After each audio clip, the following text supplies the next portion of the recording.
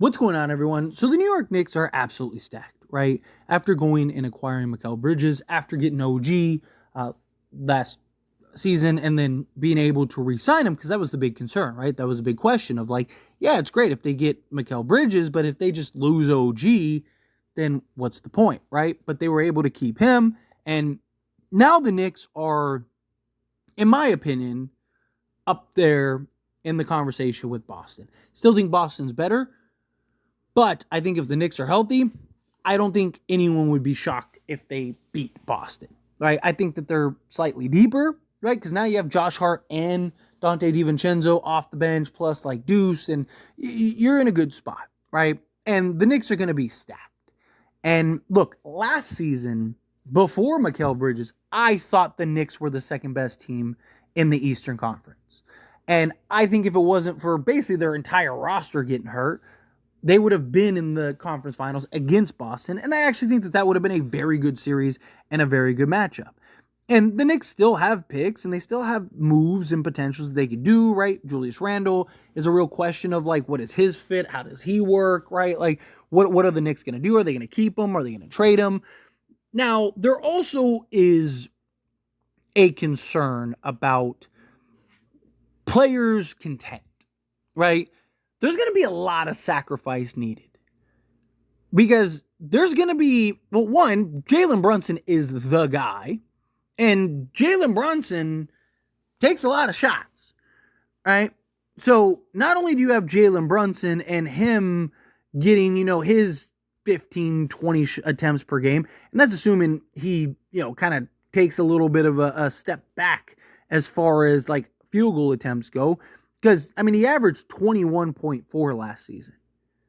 But again, now he has Julius Randle, Mikal Bridges, OG Anunoby, right? So you're talking about Bridges.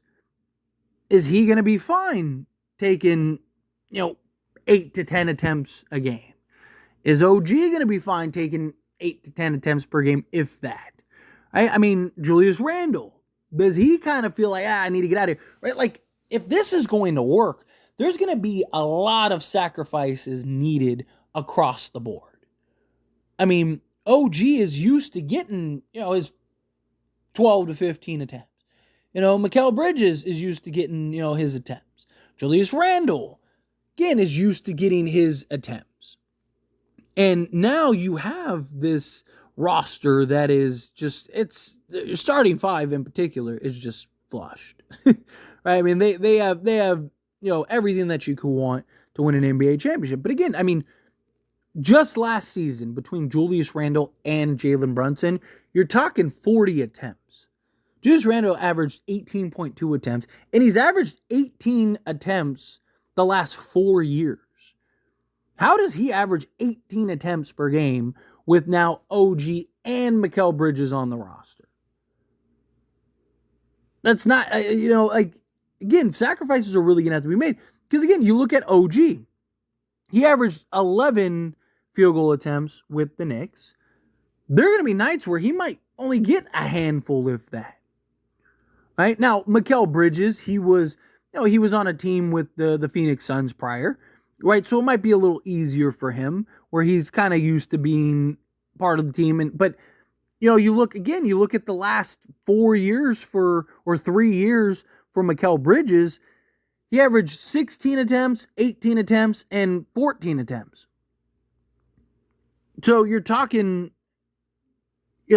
like 4 guys that are used to 15 to 20 attempts on any given night. So again, is anybody going to start getting a little antsy and a little like, I need my like, hey, I'm used to averaging 15 a game and I'm only averaging 9. Right? Or do they look at it as like, hey, it's for the betterment of the team. I got my money, right? Got my contract. We're good.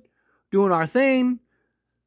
Let's make this happen. Let's go win a championship, right? Because that's what it takes. They obviously still have some holes. They obviously need to work, like particularly the backup center position. They need another center desperately, right? Mitchell Robinson is probably going to be the guy that starts for them at the center position, but they need another center. And on top of needing another center, like I mean, their main backup right now is going to be Precious, right? And then after that, it's like, who else do you got, right? I mean, you have Jericho Sims, but is he going to be ready to take a big step? Is he going to be ready to play significant minutes, right? You have Mitchell Robinson, and Mitchell Robinson, though, is not a model of health, right? Mitchell Robinson is not a guy that's going to give you 70 games a season, where it's just like, we only got to really figure it out for it. I mean, he played 31 games last year, 59 games the year before. In 2021, 2022, he played 72 games. If he can get back to that, if he can be 72 games a season, then they'll be fine. But you look at every year prior to that, it was another 31-year season, 30-game-year season, 61, 66. Again, he's not been this great model of like, hey, I'm a healthy guy that's just going to, you can count on me night in and night out. He's not Mikal Bridges.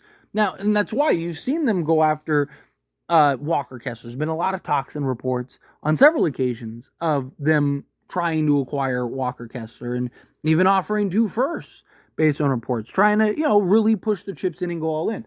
Like, I think even as is, I still think the Knicks are the second best team in the Eastern Conference. We'll see what Paul George looks like with Joel Embiid, Maxey. Like, Sixers definitely, I think, have that argument and could potentially get there. I just like front to back the Knicks roster, like 1 through 5, I just think is perfect, right? If everyone kind of works out. Because, I mean, even Julius Randle, right? If he's willing to kind of be that point forward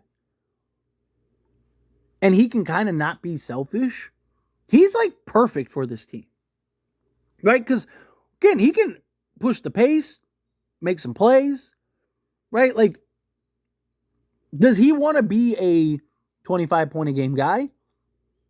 Or is he willing to be like, hey, I'm going to average, 15, 8, and 8.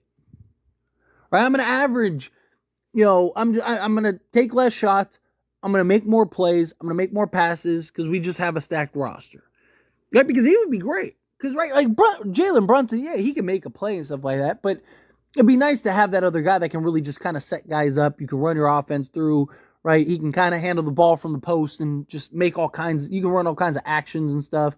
And just Julius Randle could pick teams apart, right? With his passing ability. So to me, it's just like, man, like if he really buys in to the idea of like playmaker, point forward Randle, then the Knicks, I think, will be even more terrifying, right? Because now you have Mikal Bridges and OG and all these guys off ball.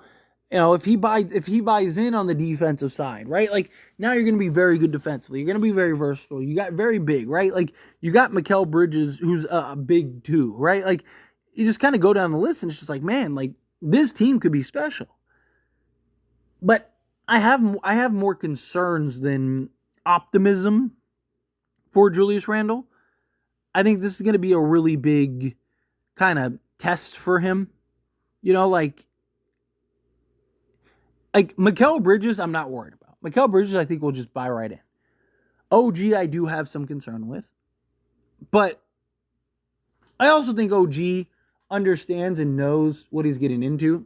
And that's why he resigned. Because he could have went out and, he could have went to, like, if he wanted to be the guy or one of the guys, like, he could have went elsewhere.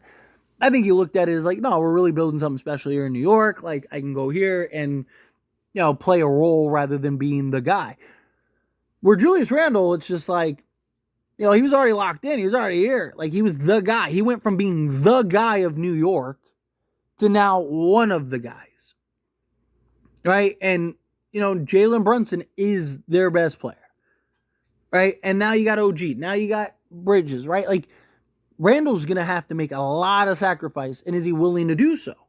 Or are you going to end up having to ship him out? Now, I think personally, and this is just me personally, I think if you can get a backup center and maybe like a depth piece for Julius Randle, I think you do that. Because you could just move OG to the 4, right? So like, and then just bring in, like say Josh Hart at the 2. Right? So you could make your starting 5 like Brunson, Hart, Bridges, OG, and Robinson, and you're good. right? Where I don't think the necessity for Randall is as high. I do think, if you can make it work, I think the ceiling's higher if you can make it work. But I think the Knicks have some glaring holes and needs that they need to address. And if they can use Randall to address those needs, I think that is more important. I think that they should definitely do that, personally. But this team is going to be very interesting. Team has a ton of talent. They're about 8 guys, 8, 9 guys deep. A lot of guards, but still, it's fine. Because you have OG, you have Bridges, right? You have those 2 guys that can play either forward spot, play the 2 or 3 in Bridges' case, right? I think you're fine. They definitely need a backup center, or they're really banking on, Sims and Precious to really be able to fill that hole, fill that void. And you're always going to have, there's always going to be somewhere where you have a hole in your roster, right? Especially when you're this deep, this talented. And I just think that they'll be able to overcome that. I do. I'm really high on the Knicks this year. I wouldn't be shocked at all if they win the NBA championship this year. I think I actually like them more to come out of the Eastern Conference than even the Celtics this year. I have a lot of questions about the Celtics, and I'll probably save that for a future video. But sticking with the Knicks, as always, this is a discussion. Pass question to you. Let me know your thoughts and opinions down in the comments below. What do you think? How do you feel? What are your thoughts? Do you think this team's stacked? Do you think you flip Randall into something? Do you think leave the team as is? Again, however you feel, whatever your thoughts are, I'd love to hear it. So let me know down in the comments below. That being said, if you haven't liked this video, hit that like button. Helps me a lot. So we enjoy these types of videos, and I truly appreciate it. Not subscribe channel, hit that subscribe button. Turn on the bell notifications. Appreciate y'all. See you in the next one. Thank you.